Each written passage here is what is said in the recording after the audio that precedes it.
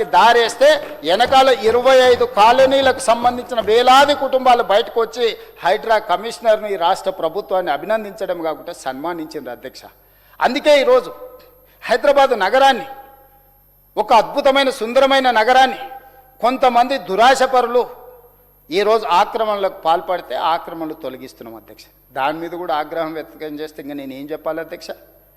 ఈరోజు చెరువులు కానీ, కుంటాలు కానీ, నాలాలు కానీ, పబ్లిక్ ప్లేసులు కానీ, పార్కులు కానీ ఆక్రమించుకుంటే చిన్నపిల్లలకు ఆట స్థలాలు ఎక్కడి నుంచి తేవాలా, వర్షం పడితే వచ్చే నీళ్ళను ఎక్కడ ఒడిసి పట్టాలా, ఒడిసి పట్టిన నీళ్లను ఏ విధంగా మూసి నదికి తరలించాలా, ఇవన్నీ ప్రణాళికలు ఇందులో పొందుపరిస్తే దాన్ని కూడా అభినందించకుండా దాన్ని కూడా విమర్శలు చేసి మీరు ఎట్లా కట్టడాలు తొలగిస్తారు, మీరు ఎట్లా తొలగిస్తారో మేము చూస్తాం, మీకు అడ్డుపడతామన్న పెద్దలు మాట్లాడిన ఒక 2 విషయాలను ఈరోజు మీ ముందు నేను పెట్టదలుచుకున్న అధ్యక్ష. తమరి అనుమతి ఇచ్చారు, అందుకే ఆ వీడియో కూడా నేను వినిపించదలుచుకున్న అధ్యక్ష.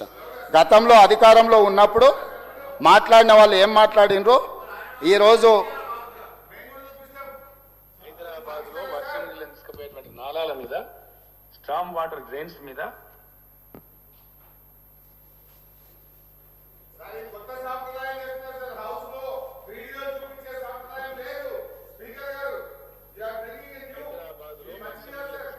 నాలాల మీద, స్టామ్ వాటర్ డ్రైన్స్ మీద 28,000 అక్రమ కట్టడాలని, అక్రమమైన బిల్డింగ్ కట్టడం మొదలు పెడితే వితౌట్ నోటీస్ అధ్యక్ష, చట్టం చెప్తా ఉంది, చట్టం no notice will be given, it will be demolished. అంత కఠినంగా ఉంది అధ్యక్ష చట్టం. ఎట్టి పరిస్థితుల్లో ఉపేక్షించే ప్రశ్న లేదు. వారు ఎవరన్నా కావచ్చు, ఎవరన్నా కాకపోవచ్చు, దాంతో నిమిత్తం లేదు. అక్రమ కట్టడం అంటే ఇమ్మీడియట్ డిమాలిషన్ అధ్యక్ష, దాన్ని స్పేర్ చేసే ప్రశ్నలు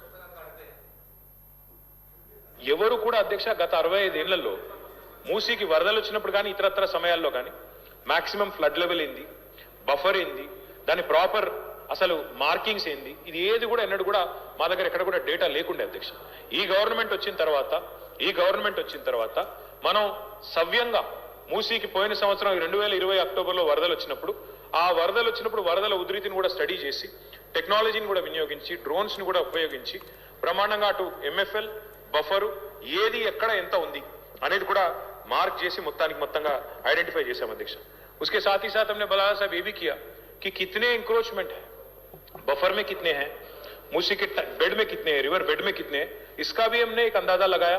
करीब 10,000 तक कुल मिला के स्ट्रक्चर है, 10,000 तक है. उसमें मलकपेट में भी है, अंबरपेट में भी है, कई सारे जगह है. आप भी जानते हैं, मैं भी जानता हूं. एक दिन में ही आए नहीं, बहुत सालों से चलता आया, तो ये सब वहीं पे है. ఎంక్రోచ్మెంట్ చూస్తే దగ్గర 10,000. తుర్క చెరువు ఉంది, దాని కింద ప్రగతి నగర్ చెరువు, మొత్తం ఆ ఛానల్ మొత్తం కబ్జాలే, దాన్ని ఇల్లు కట్టాం. సో దానివల్ల ఏమైందంటే ఇక్కడ water there was no other way to go but to enter into residential layouts. నిర్దాక్షిణ్యంగా కొట్టిపారేయండి.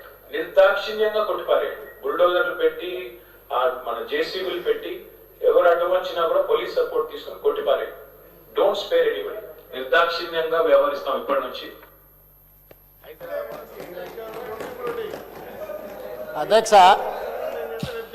అధ్యక్ష విన్నారు కదా,